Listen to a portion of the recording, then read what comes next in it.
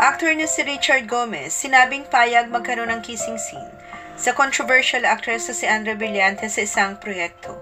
At Julia Barreto, humingi na bigyan ng chance ang kanilang pelikula ni Aga Mulak. Pero bago pong ating balita, huwag pong kakalimutan mag-subscribe sa ating channel at pindutin ang notification bell para lagi po kayo updated sa ating mga balita.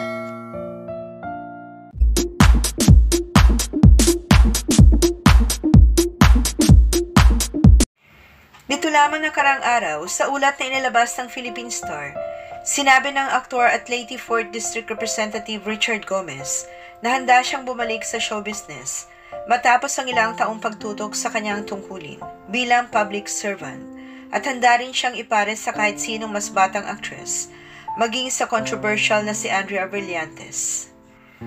Nang tanungin naman sa aktor kung handa na ba siya magkaroon ng ilang romantic scenes kasama si Andrea Brillantes, sinabi ni Richard na handa siya kung kinakailangan sa kanilang proyekto.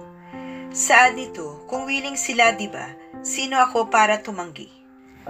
37 years ang agwatang tanda ni Richard Gomez kay Andrea Brillantes. At ayon sa ulat, nang matanong naman ang actress tungkol dito, pahayag nito, yes po, game na game po ako makatrabaho si Kuya Richard Gomez. Age doesn't matter naman, at saka kissing scene lang naman po yun. Wala naman pong mali siya. Hehehe.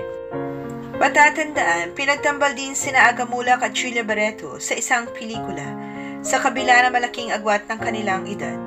At umani ito ng sari-saring reaksyon mula sa mga netizens ang nasabing pelikula na may titulong Ikaw pa rin ang pipiliin ko.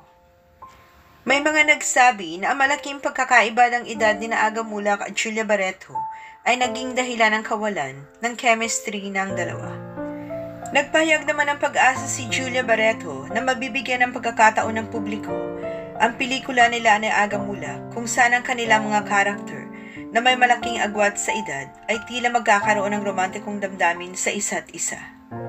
At ito lamang Miyerkules, January 24, sa kanyang social media account, ipinakita ng aktres ang larawan na kuha sa paggawa nila ng pelikula. Caption dito ni Julia, "Please give our film a chance." Ang naturang pelikula ay nakataktang ipalabas sa mga sinihan simula February 7. Maraming salamat po sa inyong panunood. Huwag pong kalimutan mag-subscribe para sa iba pang showbiz updates. Kita-kita po tayo sa aking next video. Thank you!